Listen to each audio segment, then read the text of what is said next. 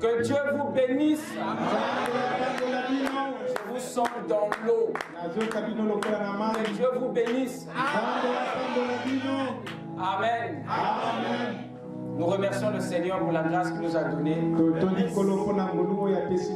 de répondre à son invitation ce soir. C'est toujours un privilège pour un mortel de servir l'immortel. Car c'est par cela, c'est par cette foi que l'immortel s'incarne dans les mortels. Sans plus tarder, nous allons nous lever pour lire les Écritures. Nous allons commencer dans le livre de l'Apocalypse, le verset 10 à 11. Ensuite, nous prendrons Hébreux chapitre 8. Apocalypse 10.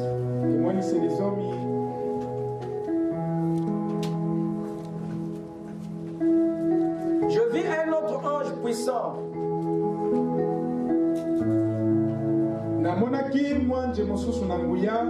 qui descendait du ciel, enveloppé d'une nuée. Au-dessus de sa tête était l'arc-en-ciel.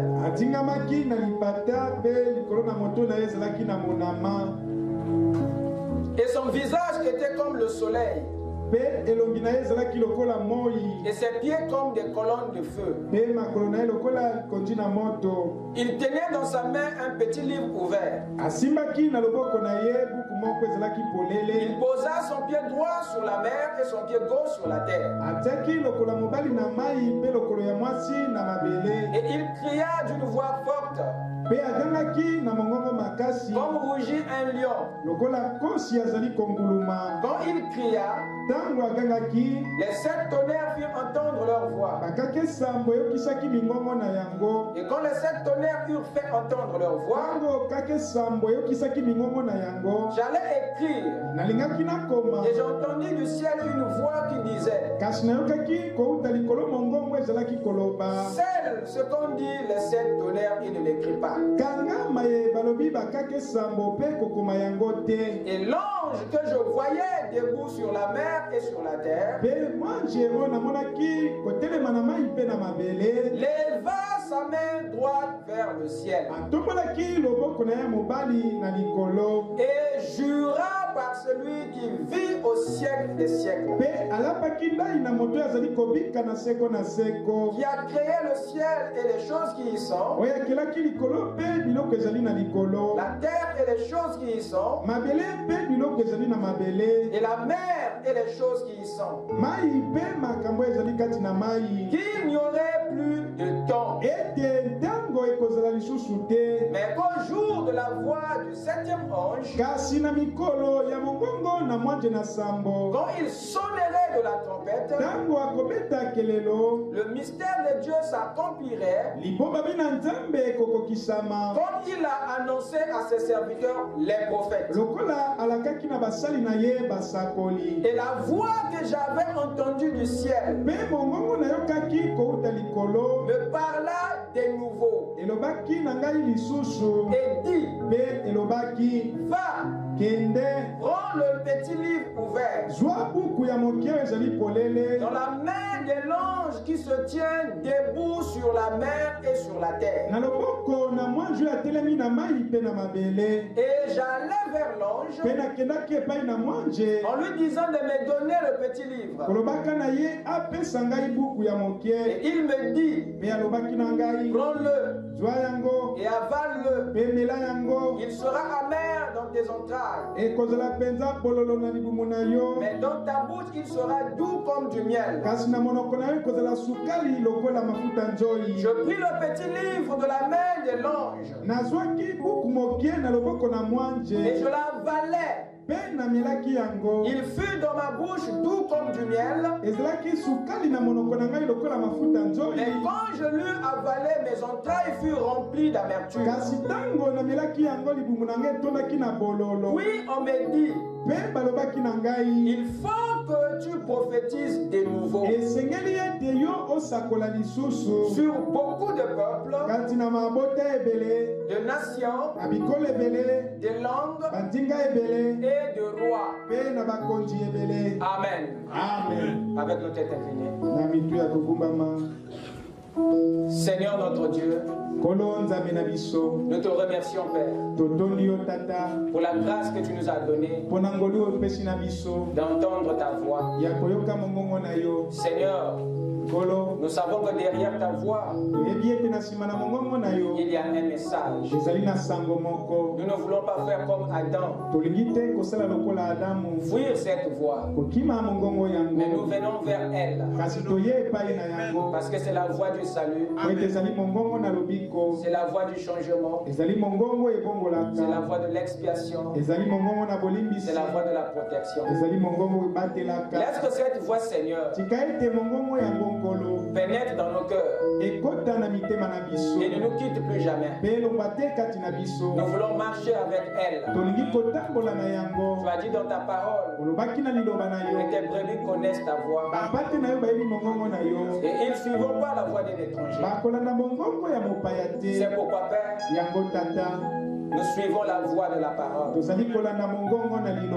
Viens, ô Dieu, guérir chaque homme malade ce soir, depuis l'âme jusqu'au corps. Amen. Et qu'il n'y ait aucun faible parmi nous ce soir. Toi qui as changé l'eau en vin, viens changer les pécheurs en saints et les saints en parfaits. Bénis ta parole, qu'elle trouve la foi dans nos âmes. Et s'il y a en nous quelque chose qui t'a déplu, viens nous regarder au travers de ton sang et nous pardonner pour cela. Viens donner un entendement spirituel de façon que les perdus soient sauvés et que chacun de nous t'écoute dans sa langue maternelle. Nous remettons cette réunion entre tes bonnes mains. Puisse le Saint-Esprit, l'Esprit de la vérité et de la résurrection, amène à la vie toutes ces monstres mortes. Car c'est dans le nom qui ne faillit jamais, le nom du Seigneur Jésus-Christ, que nous t'avons ainsi prié. Amen. Amen.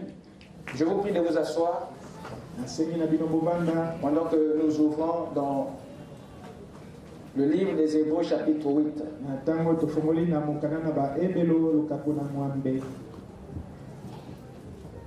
Hébreux chapitre 8, le verset 7 à 10. En effet, si la première alliance avait été sans défaut, il n'aurait pas été question de la remplacer par une seconde. Car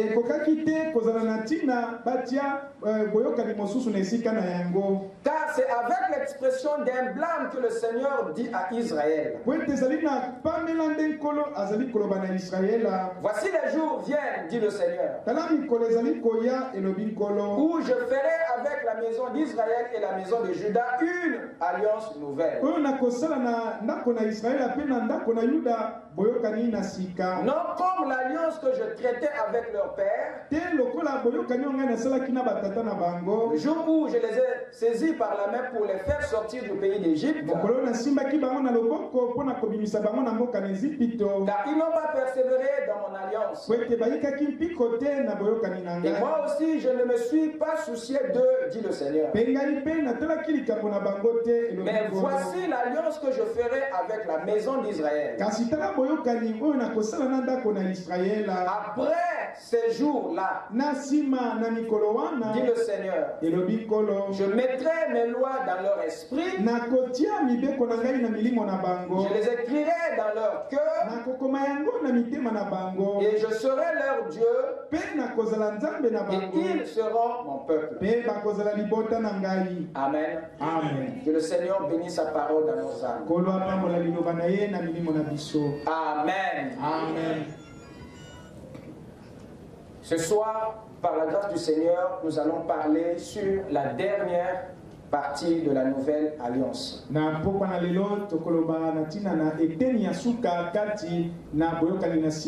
C'est-à-dire sur la 8e alliance.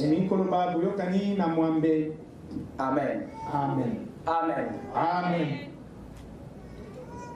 Nous avons dernièrement vu qu'il y a deux grandes alliances dans la Bible.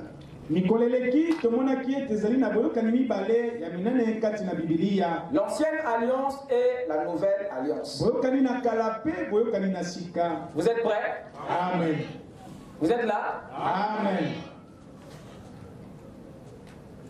Il y a donc deux grandes alliances dans la Bible. Et votre Bible que vous tenez est un paquet des deux alliances. Pas les moindres surtout. Mais deux grandes alliances. Et chacune de ces alliances a en soi ce qu'on appelle des sous-alliances. L'ancienne alliance, par exemple, a 6 petites alliances. Et la nouvelle alliance a 2 petites alliances. Nous avons vu que l'Ancien Testament est un recueil de 6 petites alliances. Nous avons vu premièrement l'alliance de Dieu avec Adam avant la chute. Il avait une alliance entre Dieu et Adam. Et ensuite il y a eu une autre alliance, celle que Dieu a fait avec lui après sa chute. Voyez-vous, après la chute. Et après cela, il y a eu une troisième autre alliance. Voyez-vous que Dieu avait fait avec Noé. Amen. Amen. Il y a eu une quatrième qu'il a fait avec qui? Et Dieu avec Abraham. Vous êtes avec moi? Amen. Il y a eu une cinquième autre alliance que Dieu a fait avec qui? Sinaï. Avec Israël. Au mont Sinaï. Vous êtes avec moi? Amen. Il y a eu une sixième que Dieu a eu à faire avec David. Amen. Amen. Et toutes ces alliances ne forment qu'une seule alliance que la Bible appelle l'ancienne alliance.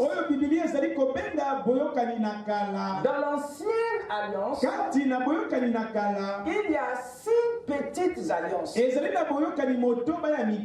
ce sont toutes ces sous-alliances qui forment l'ancienne alliance. Donc l'Ancien Testament est un recueil de 6 petites alliances. Amen. Amen. Amen. Amen. Et vous voilà ce que nous avons ici. Une seule alliance, mais avec ses sous-alliances. Et ensuite, nous avons eu la 7e et la 8e alliance. Nous avons ici l'alliance de Dieu avec l'humanité ou l'Église, si vous voulez. Nous avons ici au nombre 8 l'alliance de Dieu avec les élus, l'épouse, si vous voulez. Amen. Amen. Et les 2 dernières alliances sont les 2 parties de la nouvelle alliance. Les 2 dimensions de la nouvelle alliance. Votre Nouveau Testament est un recueil des 2 petites alliances qui ne forment qu'une seule alliance, mais qui est bidimensionnelle, qui commence par Golgotha et qui se poursuit à la Pentecôte dans la chambre haute. La 7e alliance ou la nouvelle alliance est une alliance que Dieu inaugure par le sang et qu'il clôture par l'esprit. Et le sang ici avait besoin de Golgotha pour être répandu. Mais l'esprit, il a besoin de la chambre haute pour se déverser. Et la Bible dit que Golgotha, c'est le lieu du crâne en hébreu. Dans le lieu du crâne, la tête, la pensée, l'esprit. Dites Amen. Amen. Cela montre déjà l'action du sang. Là où le sang peut aller jusqu'où le sang répandu va avoir un impact. Le sang de Christ qui a été versé lors de sa première venue n'a pas seulement une action sur le corps, ne sanctifie pas seulement le corps, mais il va au-delà. Il purifie vos pensées, il sanctifie même votre esprit. Voilà la puissance du sang de Jésus. Son impact va au-delà du corps. Il agit même dans votre esprit. Est-ce que je peux entendre la main? Voilà cette affaire. Il devait commencer. Il devait ignorer. Il devait inaugurer cette nouvelle alliance par son sang. Parce qu'il sait jusqu'où l'homme était corrompu. Voilà pourquoi ce sang doit tomber sur le crâne. Ce sang doit arriver dans l'esprit. Mais après ça, son travail n'est pas fini. Beaucoup pensent que quand on parle de la rédemption ou du rachat, c'est un travail qui s'arrête qu'à Golgotha. Non, à ce moment-là, le rachat n'est plus complet. Le rachat commence par le sang. Golgotha. Et se poursuit dans l'esprit. Par l'esprit. Dans la chambre haute.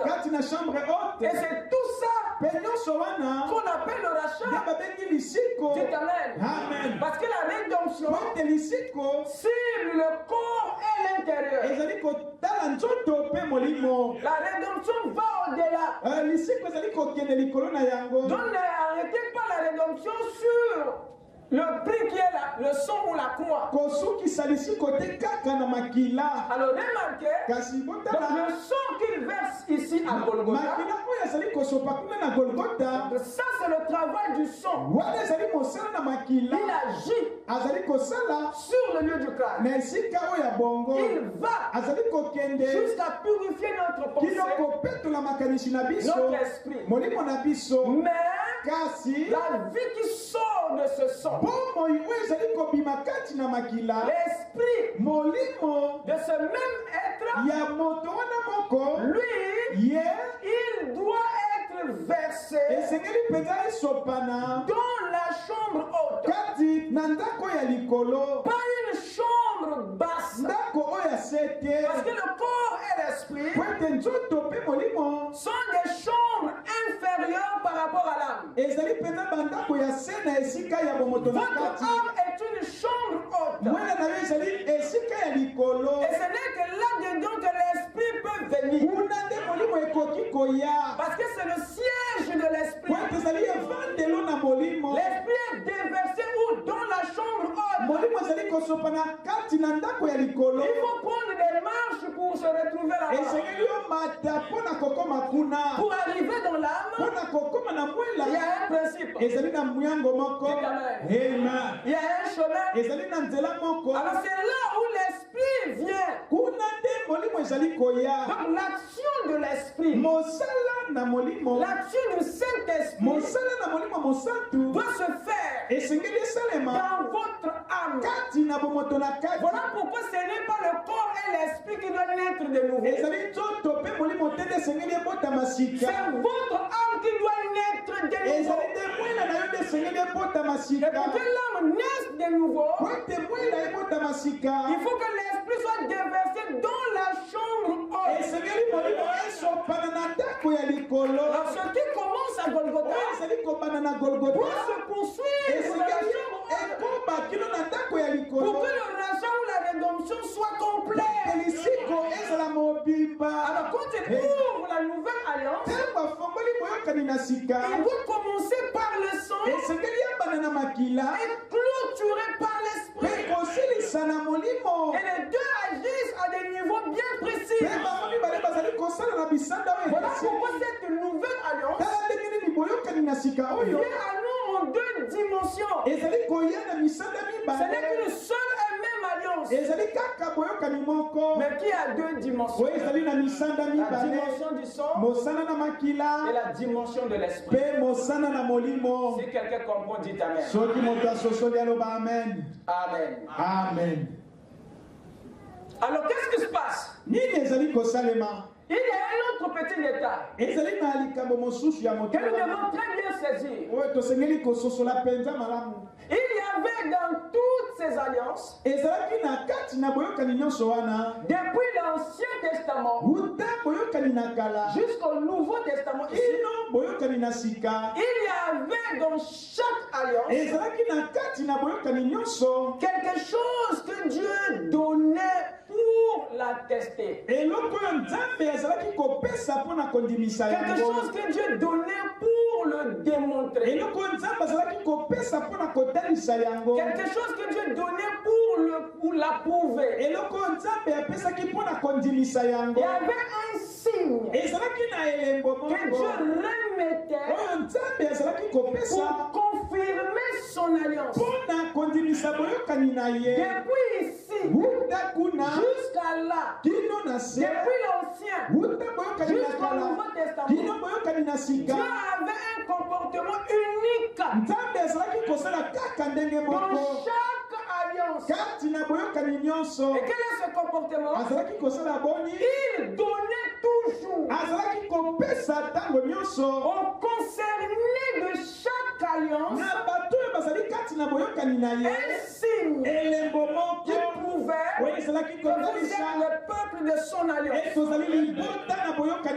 Quelque chose qui atteste. Est-ce que quelqu'un me suit? Amen.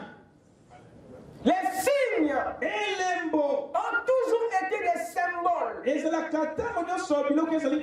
preuves. Voyez-vous? Amen. Dans chaque alliance, même dans les alliances humaines, lorsque vous les contractez, il y a toujours un signe. Quelqu'un m'écoute? Amen. Alors, à combien plus forte raison dans les alliances de Dieu? Frère Branham explique. Lorsque Livingstone est venu en Afrique, il explique que ces blancs, lorsqu'ils ont conclu des alliances avec nos chefs noirs, ils étaient tellement intelligents. Ils réclamaient des signes. Parce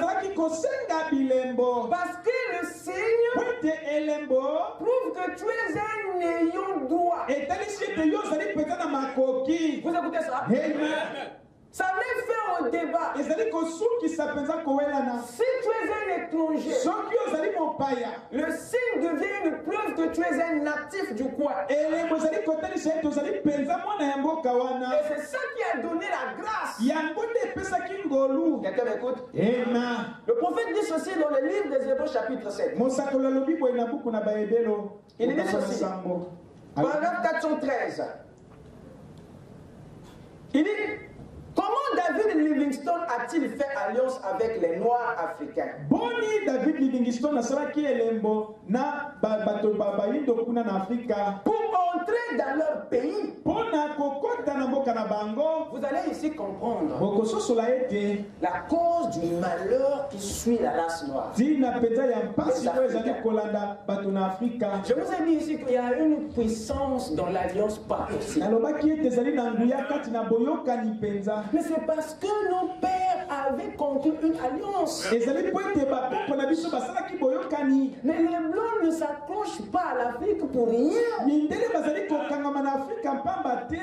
étaient adhérés. Lorsqu'ils se sont rendus compte que par la violence, ils commettaient beaucoup de dégâts, ils ont découvert un autre moyen de vous déposséder de votre territoire. Un moyen doux, gentil et diplomatique. Et c'est la voie des alliances. Les accords. Voilà pourquoi la suprématie de l'Occident a été générationnelle. Les accords qui ont été signés n'étaient pas encore nés. Les Makoko ne savaient pas qu'ils engageaient tout le territoire. Voilà pourquoi c'est pas leur faute. Nous sommes aussi responsables d'avoir ignoré la puissance de l'alliance. Par l'alliance, un homme peut livrer toute sa postérité. Par l'alliance, un homme peut sauver toute sa postérité. Est-ce que vous écoutez ça? Ne blaguez pas. Peu importe le lieu où vous faites cette alliance, l'alliance a toujours un caractère sacré. Qu'elle soit païenne, religieuse, spirituelle, surnaturelle. Il ne faut jamais prendre ça à la légère parce que c'est une loi qui donne aux concernés un droit de réclamation. Et tu ne peux pas nier. Tu ne peux pas contester un homme qui a le signe d'une alliance. Tu vas le nier comment? Il a le bout du papier chinois. J'ai le bout du papier. Ça veut dire que ce qui est là-bas m'appartient. Moi, madame me dit comment est-ce que les Chinois travaillaient à l'époque? C'était des blanchisseurs. Et avant que les reçus ne sortent, ces Chinois qui étaient aux États-Unis, lorsque tu venais déposer ton habit, il prenait un bout de papier, il le coupait d'une certaine manière, il te remettait le bout, et il gardait. De façon, quand tu revenais chercher ton habit, il t'exigeait le bout qu'on t'avait donné. Alors, pour savoir que tu es réellement la bonne personne qui vient réclamer ce qui l'appartient. Alors, il t'a demandé de présenter ce bout-là. Il faudrait que ce bout que tu as et celui qui était resté avec lui se marie parfaitement. Ça a été que ce n'est que ce bout-là qui peut se marier à la fonte qui a été créée lorsqu'on a décidé. Tu ne peux pas mentir. Si tu vas pour toi, je dois couper notre bout de papier. Ça n'aura pas les mêmes fontes. Facilement, il savait que ceci ne t'appartient pas. Parce que le signe n'est pas conforme. Mais quand le signe est conforme, même si c'est une autre tête qui se présente, l'œil du Chinois n'était pas sur le visage, mais c'était sur le signe. Amen, amen. Dieu n'a pas besoin de connaître ton visage, la couleur de ta peau, tu as le signe ou pas. Il s'incline devant le signe. Moi, je parle à moi-même. Comment David Livingstone a-t-il fait alliance avec les Noirs africains? David Livingstone pour entrer dans leur pays. Vous avez écouté les histoires au sujet de votre histoire. Mais écoutez maintenant votre prophète.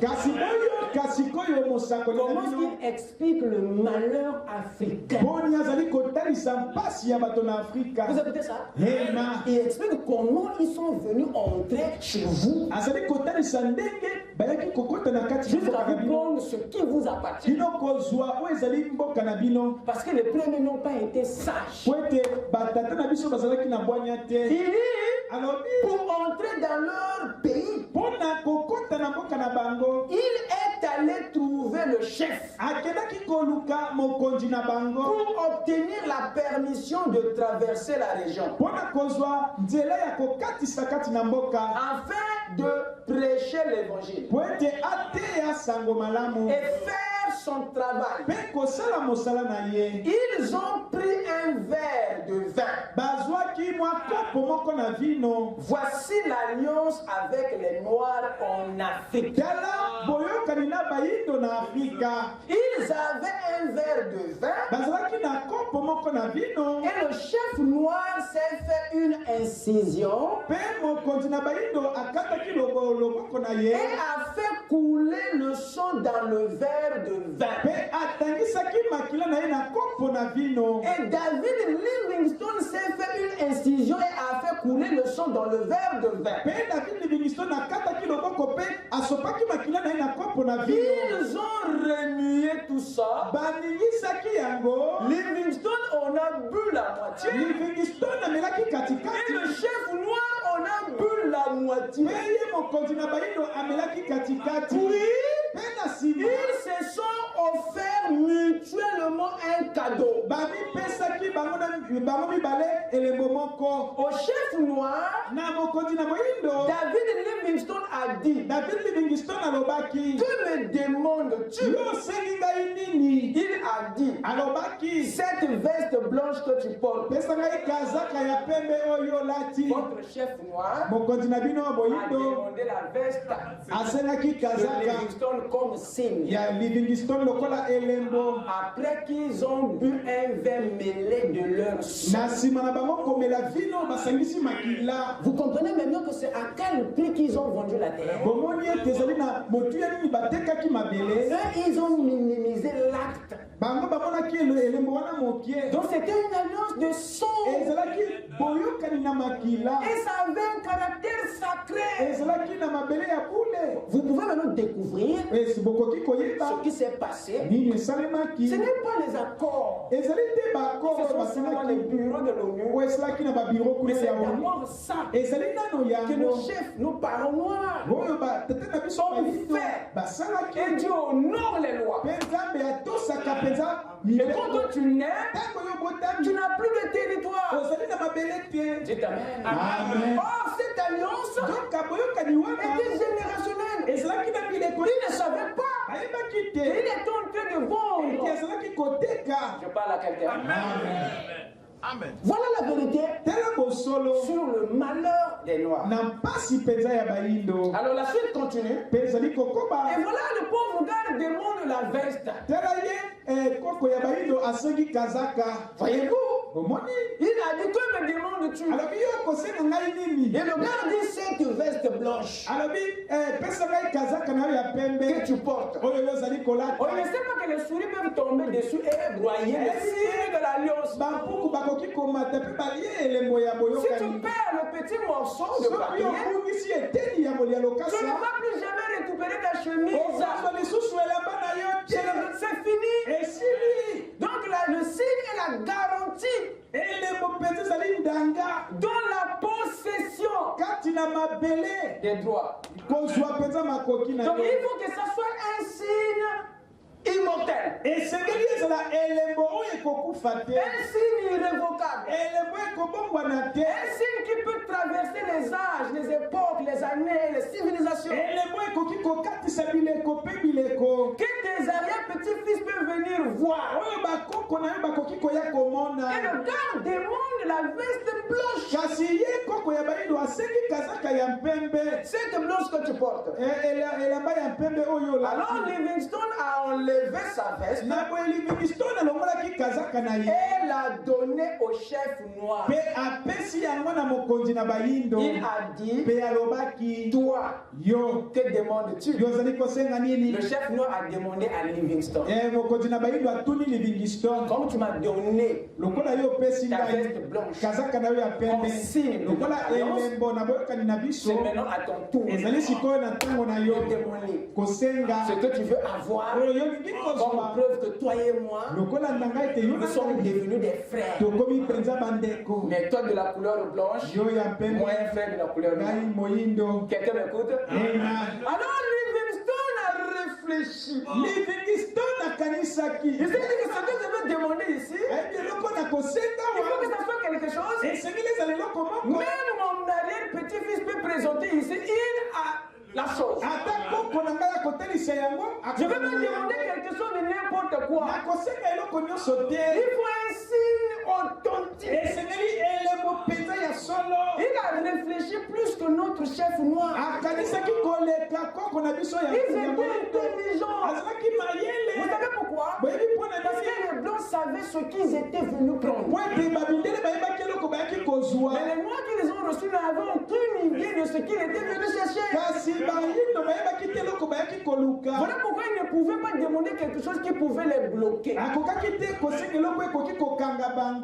si vous n'êtes pas plus intelligent, voilà pourquoi le Saint-Esprit est important. Ce que un esprit ne peut pas saisir, le Saint-Esprit en toi te le dira. Même par le ressenti. Je parle à quelqu'un. Amen. Alors le chef noir a demandé, toi mon frère blanc, qu'est-ce que tu veux? Alors écoutez la réponse de Livingstone. Il a dit, moi je veux cette lance sacrée que tu as à la main. Or la lance sacrée, c'était le symbole de l'autorité de toute la tribu. C'était le symbole de l'autorité du du chef. L'annonce sacrée était un signe incontestable. Peu importe, celui qui tenait cette annonce-là était respecté au même titre que le chef. C'était le titre de propriété. C'est ça qui prouvait que non, ça c'est un gardien. Et le blanc a demandé ça. Ça veut dire que le dépouillement avait déjà commencé. Il dépouille d'abord de l'autorité. Parce que dès lors que tu perds le sceptre royal, tu perds le commandement. Tu perds le droit de naissance. Tu voles ton intelligence. Et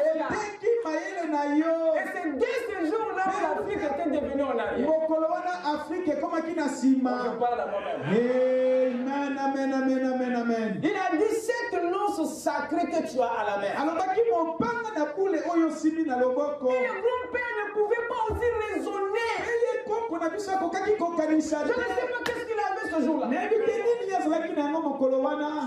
Amen. Il ne pouvait même pas se poser une question. À défaut de toi. Une question. Il n'en a même pas posé. Regardez la réaction du grand-père. Et en effet, il savait qu'il pourrait entrer avec ça.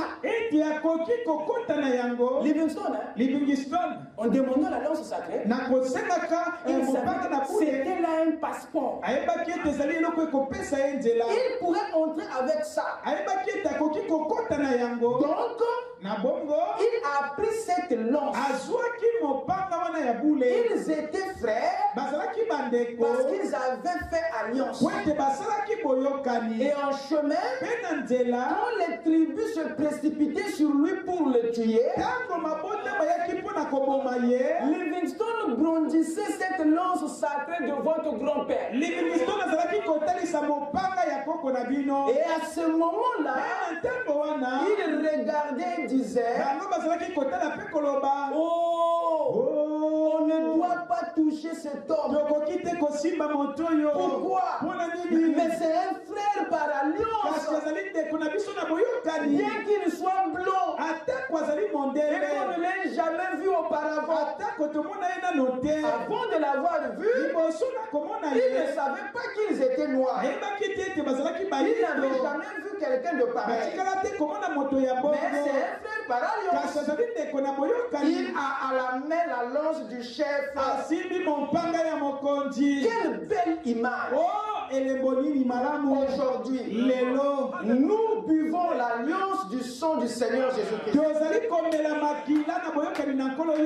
Avec la puissance du Saint-Esprit sur nous, nous allons de l'avant au nom de Jésus. Et ces signes accompagneront ceux qui auront part. C'est la lance sacrée du chef. Vous voyez comment elle se fait cette alliance? Amen. Et Livingstone était parti avec la lance du chef. Et il était devenu intouchable. Comme Dieu honore aux lois et aux alliances, alors il faut un autre esprit supérieur qui viendra briser, rompre cette ancienne alliance pour délivrer l'Afrique. Et c'est ce qui se passe aujourd'hui. Les esprits sont en train de monter, briser ces alliances. C'est un faux. C'est un faux. Pour libérer. Parce que ce sont ces alliances qui lient. Il faut que ça soit cassé. Quelqu'un peut dire Amen. Il faut bien voir ces événements. Ils ont été rendus clairs par la prophétie. Et c'est la parole qui explique. Donc lorsque vous réclamez l'indépendance, vous devez d'abord découvrir où est-ce que vous avez été dépendant. Pour savoir comment se libérer. Amen. C'est très important. Amen. Donc le signe prouve que vous êtes un ayant droit de l'alliance. Le signe fait de vous un bénéficiaire légal. Et tous les ayants droit avec un signe qui prouvait leur alliance dans chaque âge. Or, nous ne sommes plus ici. Dites amen. Amen. Pour que nous puissions présenter à Dieu le signe de la première alliance. Nous ne sommes plus ici pour présenter à Dieu le signe de la troisième alliance. Dieu aujourd'hui n'accepte pas et n'a pas besoin des signes de l'ancienne alliance pour vous accepter dans la nouvelle alliance. Il a fait une alliance nouvelle. Et à tous ceux qui ont fait cette alliance, Dieu a aussi donné des signes. Et si tu ne présentes pas ça, si tu n'as pas ceci, tu n'as pas une alliance.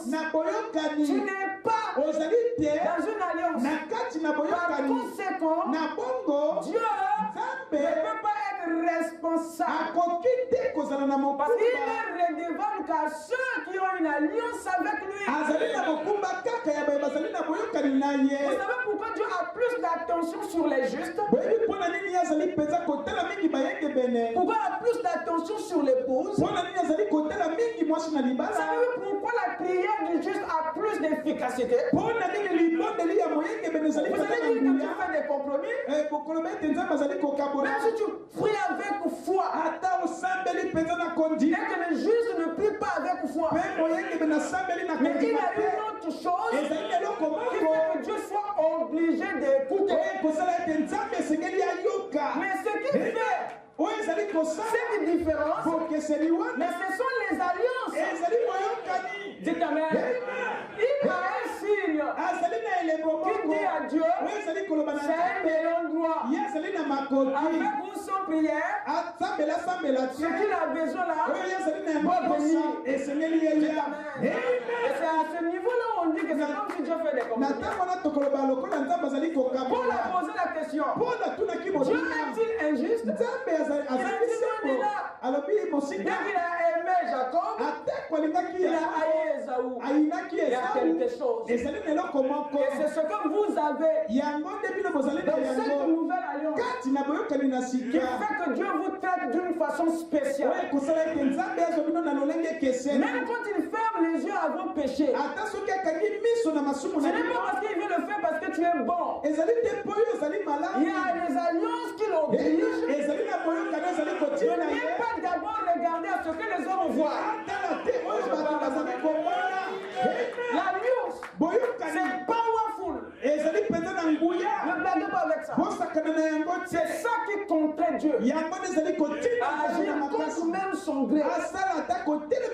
Les Juifs n'étaient pas bons. Quand ils étaient en esclavage en Égypte, ils étaient plus meilleurs que les Égyptiens.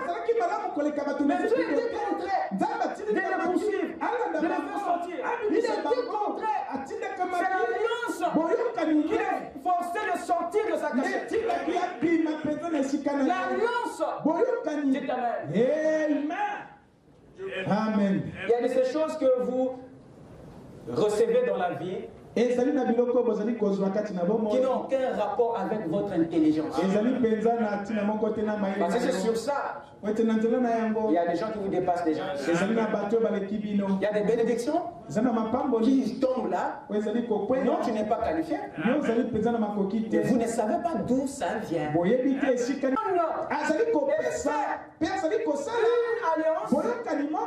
qui donne aussi un signe. Pourquoi? Parce que le sang dans la nouvelle alliance ne suffit pas si elle n'est pas suivie de l'esprit. Je répète, le sang a été converti en esprit dans la 8e alliance, dans la dernière partie de la nouvelle alliance. Dieu convertit le sang en esprit. Ceux qui sont dans la dernière partie de la nouvelle alliance vont présenter à Dieu le Saint-Esprit. Et quand Dieu voit le Saint-Esprit, il sait automatiquement que c'est le sang qui a été converti. Moi, je parle à moi-même. Vous allez comprendre dans les mois qui viennent. Suivez-moi attentivement. Les élus ont un signe par excellence. Le Saint-Esprit. Le sang, c'est ce qu'il a répandu. Dans la première partie de l'année. Ça, c'est tout le monde. Parce que la sanctification, c'est tout le monde. La Bible dit que la Vierge folle était une vierge. Elle était sanctifiée. Qu'est-ce qu'il avait sanctifié? Qu'est-ce qu'il avait rendu vierge? Mais c'est ce sang qui a coulé à Golgotha. Même Judas a été sanctifié. Vous écoutez ça? Amen. Il n'est pas simplement allé plus loin. Quelqu'un m'écoute? Amen. Il dit, Seigneur, n'avons-nous pas guéri en ton nom? N'avons-nous pas fait des miracles en ton nom? Jésus n'a pas bougé. Il sait sur base de quoi ils ont tout fait. Mais il n'avait pas l'esprit. Dit Frère Branham, il n'était pas régénéré. Donc il n'était pas descendu, entré dans la partie supérieure de l'alliance. Alors là, ce n'est pas le sang seulement, il faut l'esprit. Parce que les privilèges que Dieu restaure ici viennent des 6 premières alliances. Alors Dieu restaure ici les bénédictions. Et le Saint-Esprit est ce qui prouve que vous avez droit à ce que Adam a perdu. Vous avez droit à la bénédiction de Noé. Vous avez droit à la bénédiction d'Abraham. Vous avez droit à la bénédiction d'Israël. Vous avez droit à la bénédiction de David. Et ce qui amène toutes ces bénédictions dans la 8e alliance, c'est le sang que votre Seigneur a versé dans la première partie de l'alliance. Au début de l'alliance, le sang qu'il verse, c'est ce qui vous amène, qui vous ouvre ces bénédictions. Je vous ai dit, dans chaque alliance, il y avait des bénédictions. Même dans la 2e alliance, l'alliance la plus sombre de toutes, il y avait quelque chose que Adam avait gardé, et il y avait quelque chose qu'Adam avait gagné. Comme vous voyez, ici, là, il y a quoi? C'était une alliance. Il y a toujours. Dites Amen. Par exemple, ici, là, Adam a perdu le jardin. Dites Amen. Et dans le mariage et divorce, cette alliance qui s'est fait après la chute, il était une double alliance. Parce que Dieu en a fait avec Adam, et il en a fait avec Ève.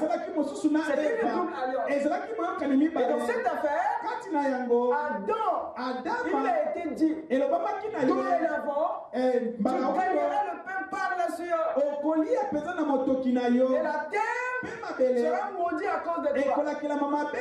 Alors les ronces et les épines sortira maintenant de là. Et Dieu avait bouclé ça. C'était ça, maintenant leur alliance. Tu aurais pu rien facilement. Il se tourne vers la femme. Il dit, toi, dorénavant, voilà comment on va marcher. Tu vas maintenant enfanter par la douleur. Et Dieu a scellé. Il dit, je n'ai pas terminé. Dorénavant, l'homme dominera sur toi. Vous écoutez ça? Est-ce que vous écoutez ça? Alors, qu'est-ce que Adam et Ève ont gardé après avoir tout perdu? Ils ont perdu le jardin. Mais ils ont gardé l'Éden. Dieu ne les avait jamais chassés de l'Éden. Dieu les avait chassés du jardin. Mais jamais de l'Éden. Ils ont gardé l'Éden. Ils ont perdu le jardin. Mais qu'est-ce que Dieu leur a donné? Qui n'était pas de la première. C'est la promesse du Messie. C'est la promesse du Messie. La promesse du Messie, c'était le don de la deuxième alliance. Dites amen. Après qu'ils aient tout perdu, Dieu dit bon, ok, d'accord. C'est pas grave. C'est pas grave. La sémence du serpent écrasera. Voyez-vous te mordras au talon, mais tu le mordras. Tu l'écraseras la tête, et la sémence du serpent te mordra au talon.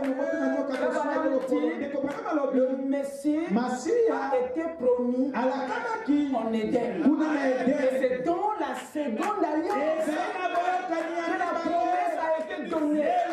Donc si elle ne veut pas la chute, on n'allait pas recevoir la promesse de Christ. Amen, amen. C'était le don de la seconde alliance. Donc comment tu me dis qu'il n'y a aucune bénédiction là-dedans? Dites amen. La Bible elle est là. Elle est là, mon frère. Et toutes ces choses, écoutez-moi bien. Écoutez-moi bien. Donc si le Christ est venu dans la nouvelle alliance,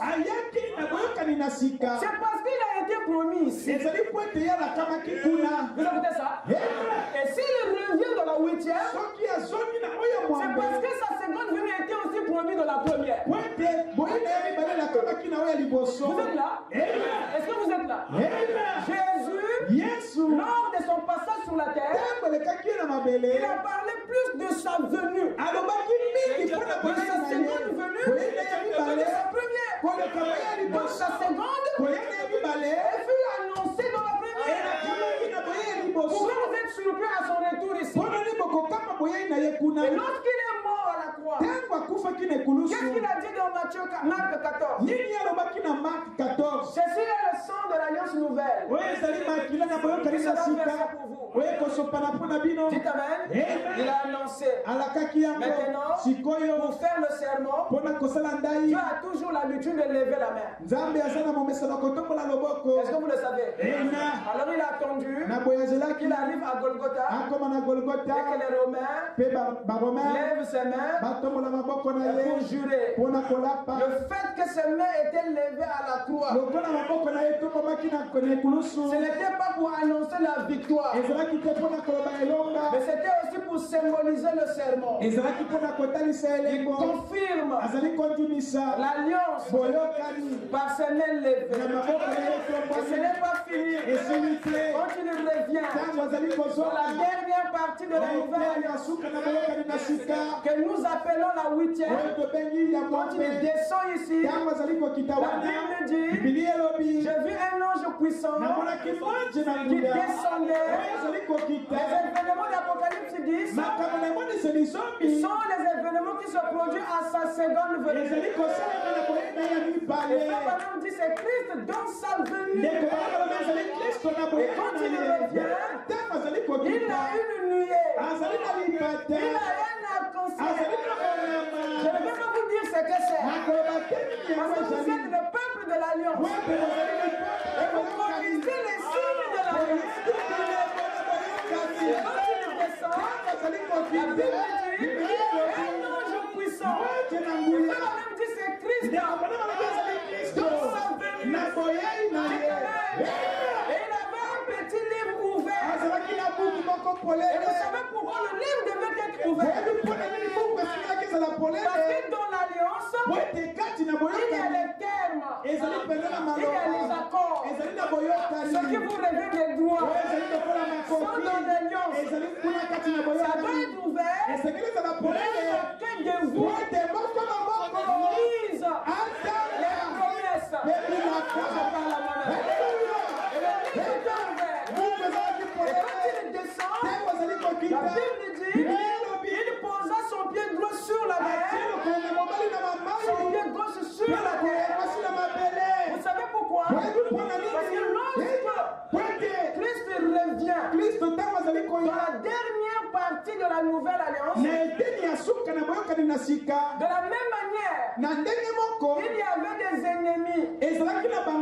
Dans chaque alliance, il y en a aussi ici. Il y a des forces démoniaques qui combattent vos privilèges. Il y a des esprits qui ne veulent pas que tu aies accès à ta bénédiction.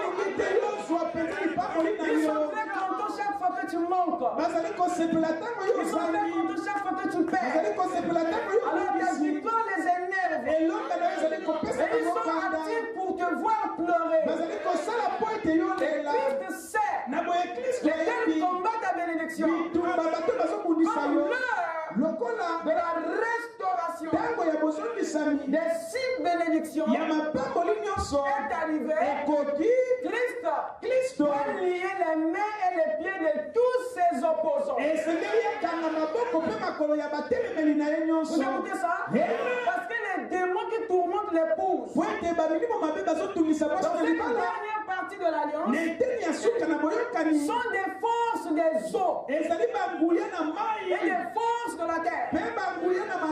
Parce que lui avait dit que dans l'alliance avec Abraham, c'est lui qui avait combattu les 7 nations pour eux. Ce n'était pas le peuple. L'alliance avait obligé Dieu de combattre pour le peuple, de gagner pour le peuple. Il a dit c'est moi qui vous ai donné. Dites amen. Il ne peut pas changer. Alors l'alliance l'oblige à prendre votre combat sur lui. Parce que dans le royaume de Dieu, les citoyens ne vont pas au front. C'est dans la religion que vous allez au front. Mais dans notre royaume, il y a une armée qui défend les citoyens du royaume. Alors comment ça? Le croyant d'aujourd'hui va aller au front. Ça veut dire que tu n'as aucune alliance. Et cette alliance fait que le royaume puisse prendre ta sécurité en main. C'est lui qui règle. Donc cette bataille, c'est son affaire. Il descend, il met le pied droit sur la mer. Parce que de la mer sort le dragon. C'est une bête au temps de la fin. De la dernière partie du Nouveau Testament. Il y a une bête. Et pour le faire taire, il faut que Christ, dans sa venue, prenne le contrôle sur lui. Parce qu'il y a un réveil. Le réveil de l'épouse. Il met le pied gauche sur la terre. Parce que de la terre sort une autre bête. Les États-Unis et Rome qui vont se marier pour faire la guerre à l'épouse. Mais Dieu va d'abord les lier pendant 1000 ans, le temps qu'il amène l'épouse à la perfection. Mais c'est pas fini. Quand il descend, la Bible dit il y a une voix et il y a des tonnerres. Ça ne s'arrête pas là. Il jura. Il jura. Et la Bible dit il leva sa main droite au ciel. jura. Il y a un serment dans la dernière partie du Nouveau Testament. Il y a un serment. Il y a une alliance. Il jure qu'il n'y aura plus de temps. C'était l'alliance du temps de la femme. Et pour qui a-t-il juré? Pour qui Dieu a abrégé le temps. Dans cette descente, dans cette alliance, il jure qu'il n'y aura plus de temps. Dieu annonce par là que le temps arrivera à sa fin. Il annonce par là que le temps sera abrégé. Alors posons-nous la question pour qui Dieu jure lors de sa descente et pour qui il abrège le temps. Dieu jure pour son épouse qui est sur la terre. Et c'est pour elle qu'il abrège aussi le temps. La Bible dit, si le temps n'était pas abrégé, personne ne serait sauvé. Et la Bible ajoute, c'est à cause des élus que le temps a été abrégé. Donc le serment que Dieu fait lors de son retour et la décision qu'il prend sur le temps est en faveur de l'épouse et en défaveur des pécheurs. Est-ce que quelqu'un m'écoute? Quelqu'un m'écoute? Voilà le serment. Voilà la 8e alliance. Ce qu'il fait ici pour le peuple de la fin, de la dernière partie de cette alliance. Et c'est là où il restaure tout. Il amène tout. Quelqu'un peut dire amen? Très important, mes chers amis. Très important. Amen. Alléluia. Qu'est-ce qui se passe? Il jure. Il fait un serment. Et ce serment, c'est ça qui clôture la nouvelle alliance. C'est ce serment qui clôture le Nouveau Testament. Parce que après la nouvelle alliance, il n'y a plus d'autre alliance du frère Branham. Il faut bien le savoir. Lisez avec moi, frère Branham. Dans le signe prêché en 1963.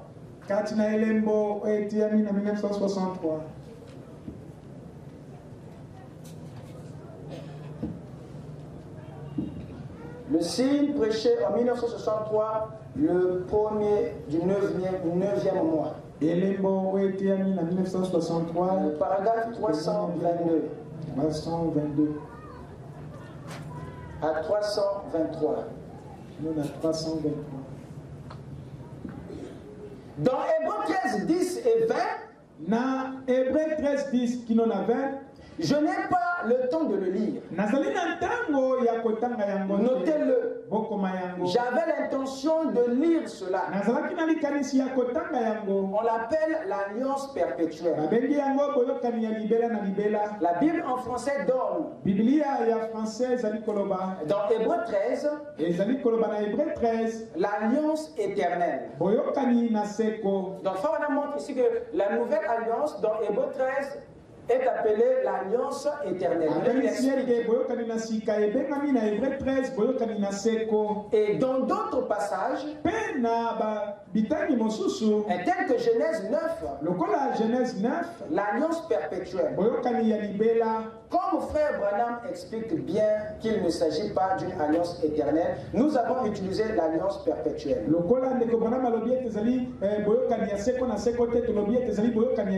Ça, c'est les notes du traducteur qui montrent que frère Branham expliquait qu'il ne s'agissait pas d'une alliance éternelle, bien que la Bible ait écrit éternelle. Et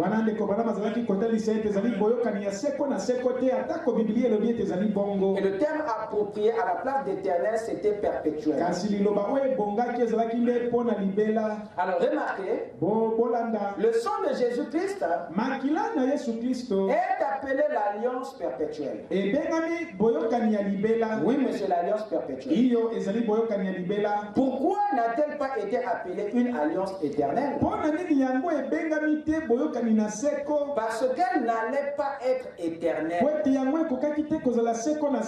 cette alliance n'allait pas être éternelle. Une fois que nous serons rachetés, elle sera alors terminée. Vous écoutez ça? Amen. Votre nouvelle alliance là n'est pas éternelle. Elle doit avoir une fin. Et lorsqu'il annonce qu'il n'y aura plus la fin, il est en train de clôturer la nouvelle alliance par le dernier sermon. Écoutez-moi très bien. Écoutez-moi très bien. Il dit ceci: une fois que nous serons rachetés, elle sera alors terminée. Elle dure à perpétuité, ce qui signifie un certain temps, jusqu'à ce qu'il n'y ait plus de temps. Il n'y en aura plus jamais une autre.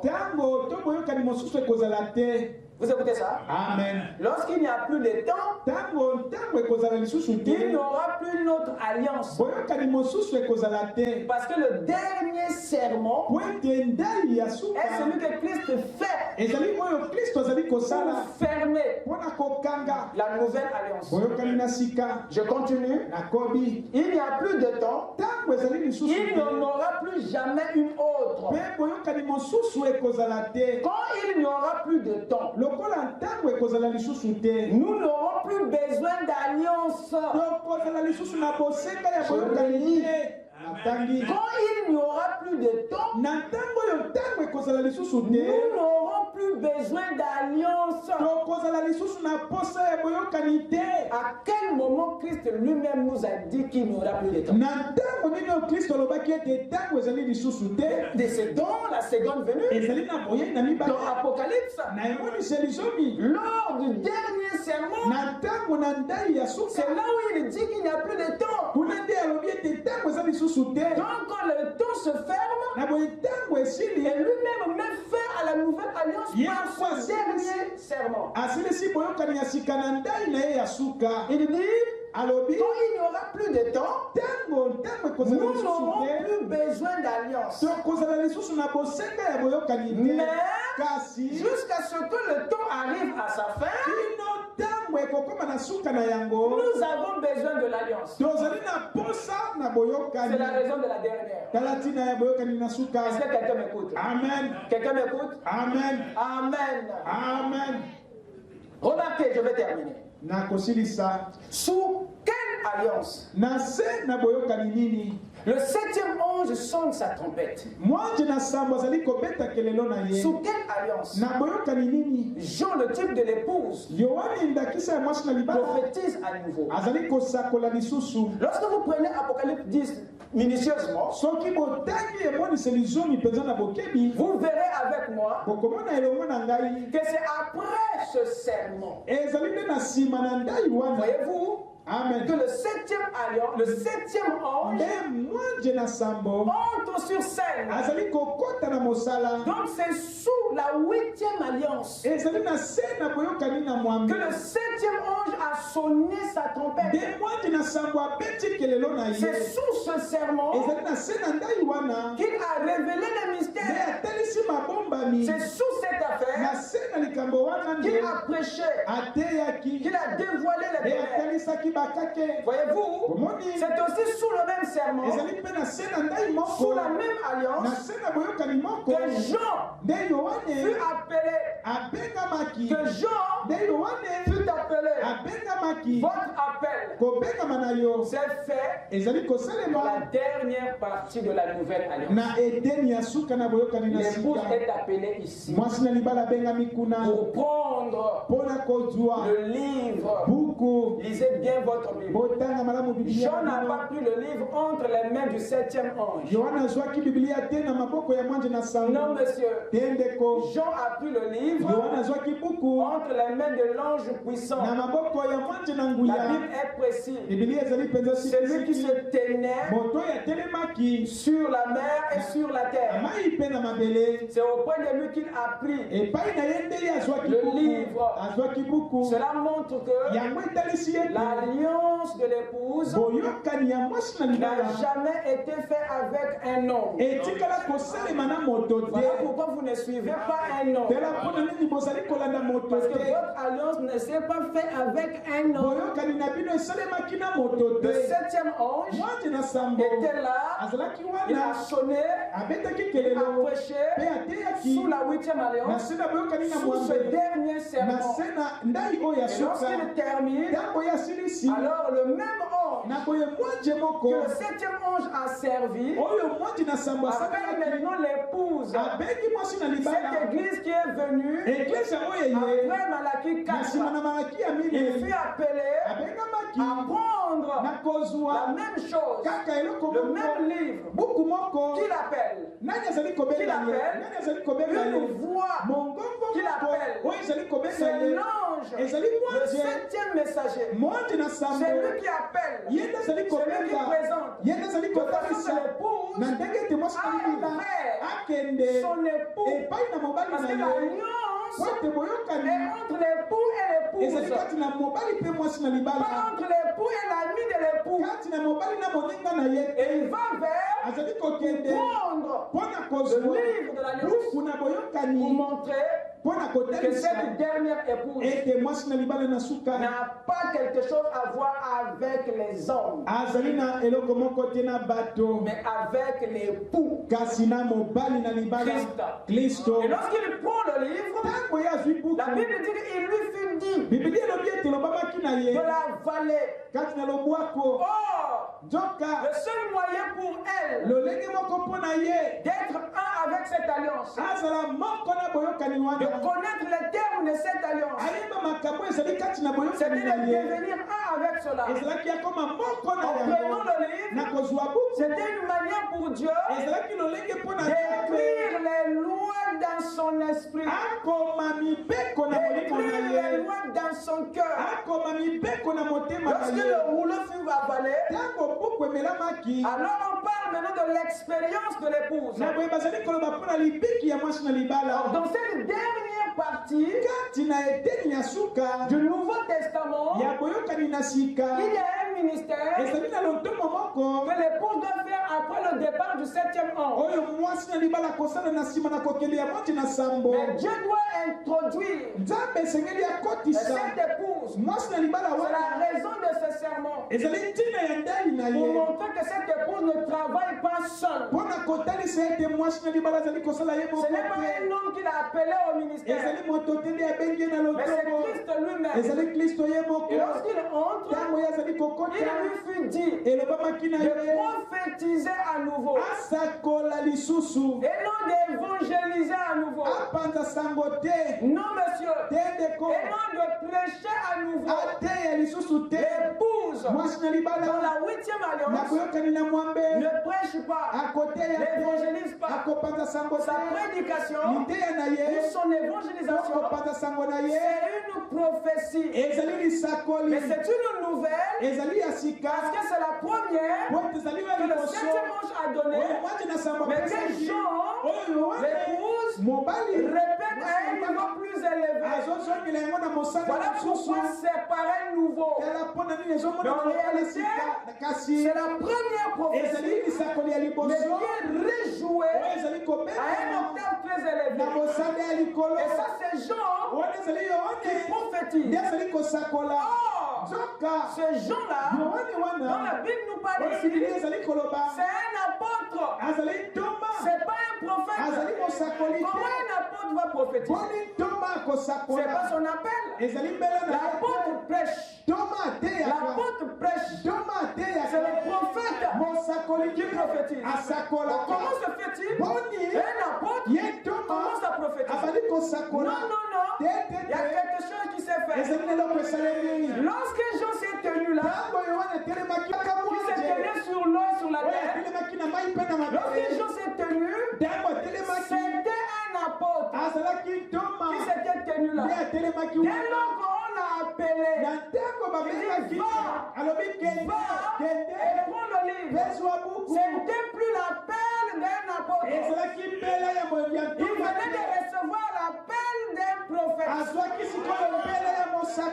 Parce qu'il a été sous le ministère prophétique du 7e ange.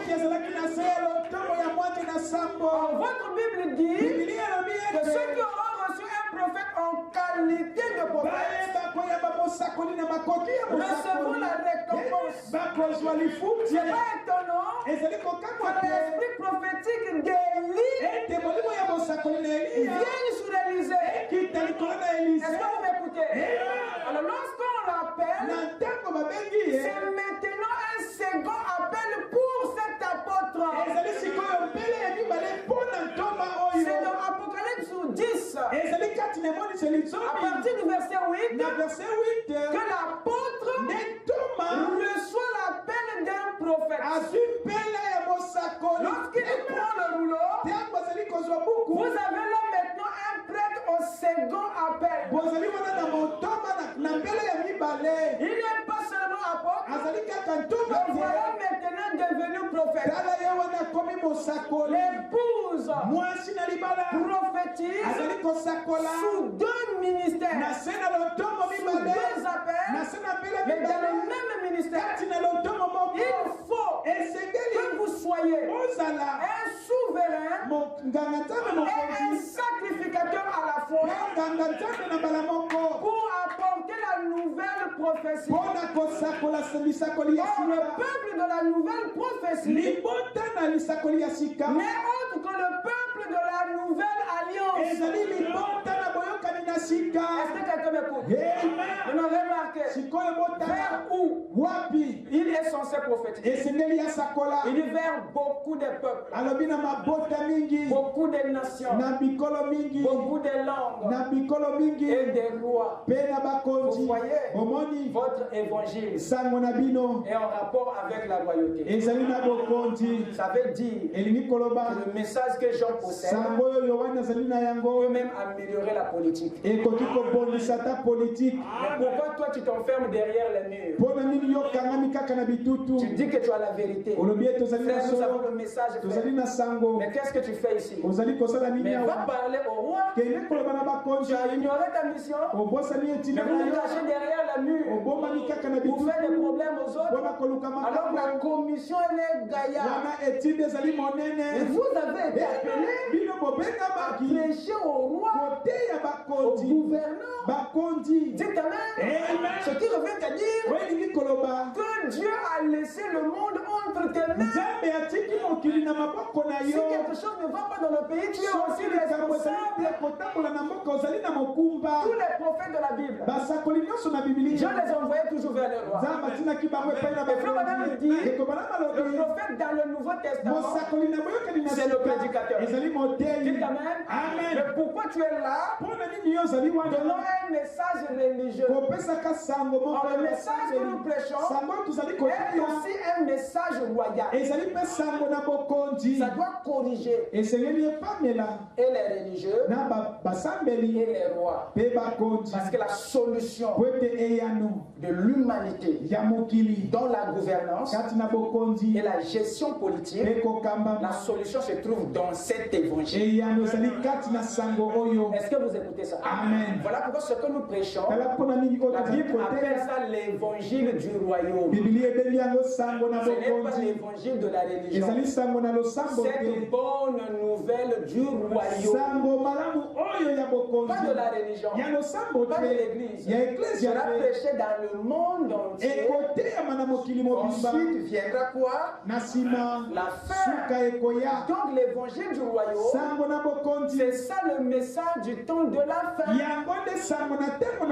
Et c'est toi, Jean, que Dieu a amené dans la position du prophète, qui va apporter la nouvelle prophétie. Est-ce que quelqu'un peut dire amen? Que le Seigneur vous bénisse. Le temps est parti. Le temps est parti. Amen. Lèvons-nous.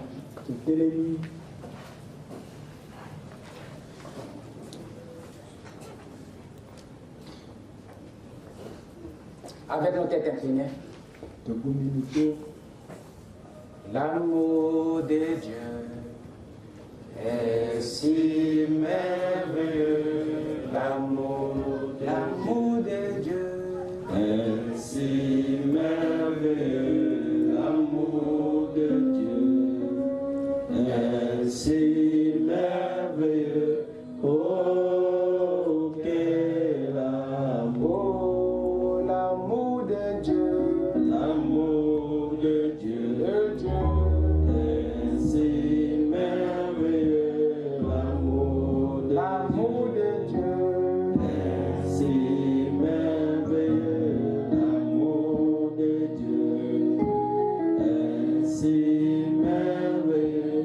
Oh, quel amour, comment il est si haut, on ne peut surmonter. Il est si bas, on ne peut renverser. Il est si large, on ne peut contourner. Oh, quel amour. Que chacun puisse parler à son Dieu. Tout en sachant que Dieu nous réclame un Seigneur. Dans cette dernière partie de l'Alliance, il a remis le Saint-Esprit. C'est cela le signe que vous lui appartenez à la fin du Nouveau Testament. Il y a un peuple qu'il a marqué de son sceau. Il y a un peuple à qui Dieu a remis le Saint-Esprit. Et lorsqu'il descend, l'œil du Seigneur est sur le signe. C'est sur base de cela que Dieu peut défendre ta cause. C'est sur base de cela que tu peux avoir accès à ton héritage. Mon frère, ma soeur, nous avons besoin du Saint-Esprit. Rabbanam dit, le Saint-Esprit en nous est le signe de notre possession. Ce que nous avons besoin se trouve déjà en vous par le Saint-Esprit. Viens me sceller Seigneur avec les bénédictions Père rédemptrices. Il est donc important que chacun puisse avoir ce signe. Sans cela, Dieu ne sera pas impliqué, engagé. C'est important pour nous. Le Saint-Esprit est important. Ce que Dieu veut voir. Ce qu'il veut voir. Sans le Saint-Esprit, notre alliance n'est pas valable. Oh Dieu, alliance divine.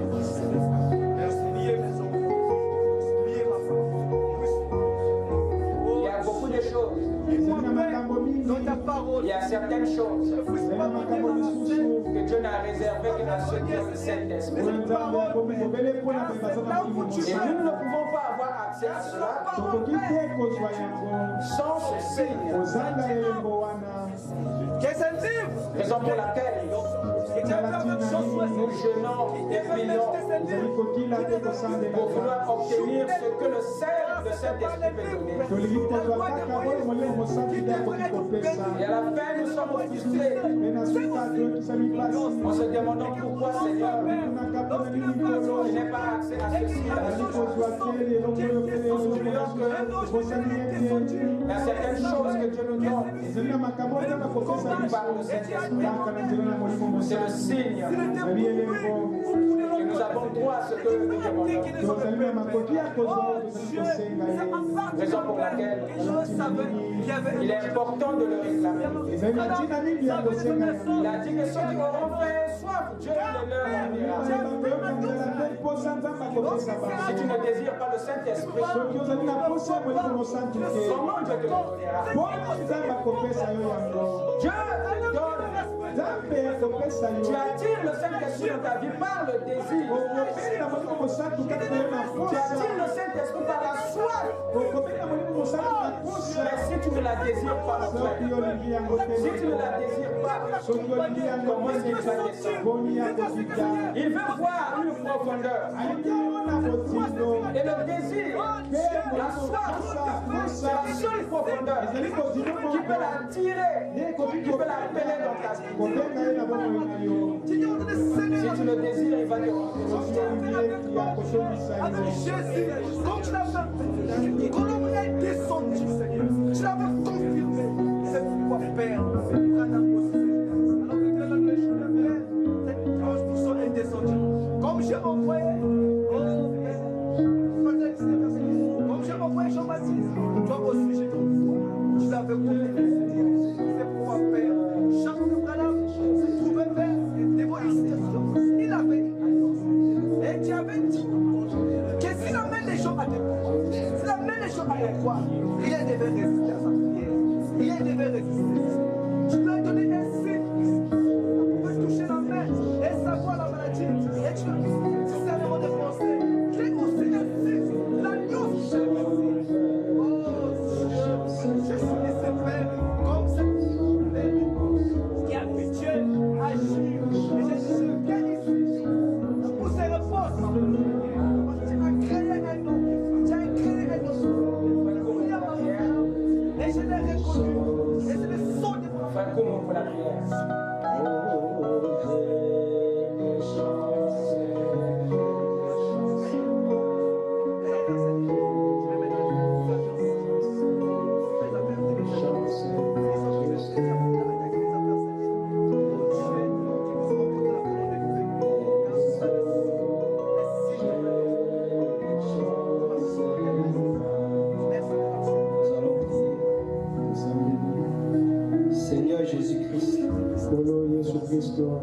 Tu nous as parlé ce soir. Tu nous as fait comprendre que nous sommes les fils de l'Alliance. Tu nous as fait savoir que dans l'Alliance, il y a le signe de l'Alliance. Tu étais mort à la croix. Tu étais le sacrifice qui a été donné. Et en plus de cela, Seigneur, tu es revenu le jour de la Pentecôte pour donner le signe de la nouvelle alliance. Laisse que le Saint-Esprit soit dans nos cœurs, afin que lorsque les ennemis viendront, nous puissions brandir le Saint-Esprit comme Daviston avait brandi le sceptre de roi. Et à ce moment-là, personne ne pouvait encore l'attaquer. Il disait que c'est un frère par alliance. Oh Seigneur Jésus, il nous faut des mois pour comprendre cet enseignement. Et inspire ton serviteur davantage. Afin que chaque fois que nous viendrons ici, nous puissions saisir quelque chose venant de toi. Bénis cette église. Laisse qu'elle prospère à tous égards. Prends le contrôle de toutes choses. Alors que nous nous attendons qu'à toi. Bénis le retour de tout un chacun. Lorsque nous arriverons sains et saufs à la maison, nous ne manquerons pas de te remercier. Sois à tout jamais béni. Bénis la dîme et l'offrande. Au nom du Seigneur Jésus-Christ. J'ai ainsi demandé et prié. Amen.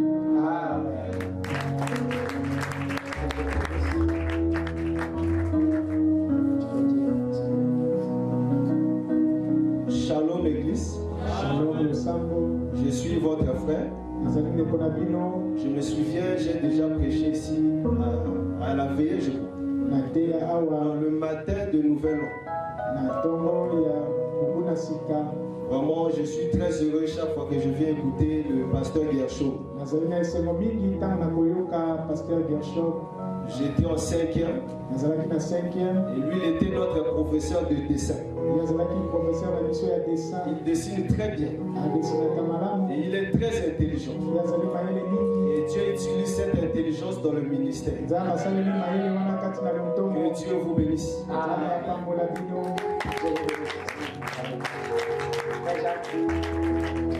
Allez dans la paix du Seigneur. À nous revoir mardi à 16h. Nous acclamons une fois de plus notre Dieu. Nous l'acclamons pour ses précieux serments. Merci.